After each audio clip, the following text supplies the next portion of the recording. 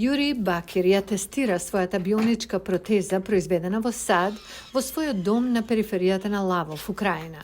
Уредот е лесен и агилен, па дури и овозможува враќање на подвижноста на неговите прсти. Од мускулна напнатост, кога раката е стисната, таа ги активира вибрациите. Имам индикатори за боја овде, зелена, бела и сина. Секоја боја покажува позиција на движење.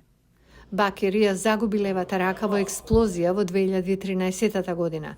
Неговата протеза, која чини околу $8,000, беше создадена на 3D печатач во САД и беше испратена овде бесплатно. Пациентот го покажува екстремитетот. Протетичарот го скенира со таблет и на екранот се појавува 3D слика од моделот, која веднаш се вчитува во системот. Потоа американската страна ја печати протезата и ни ја испраќа. Изработката на протезата трае нешто повеќе од една недела.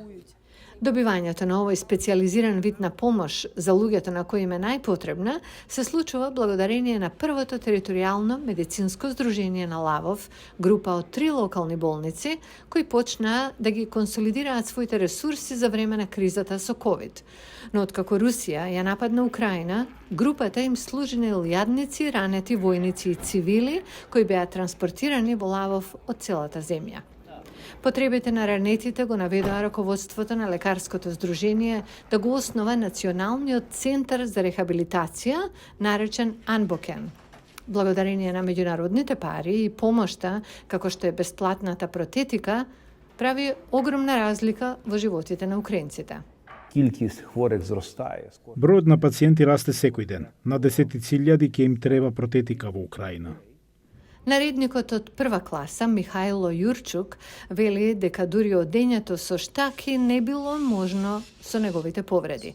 Падобранецот, кој во март изгубил рака и нога во Изум, ги направил првите чекори по неколку месечно лекување. Бе воодушевен кога сватив дека можам повторно да одам. Центарот за рехабилитација Анбокен во моментов се обидува да собере над $2 милиони, кои би биле доволни за да се обезбедат протези за 50 пациенти.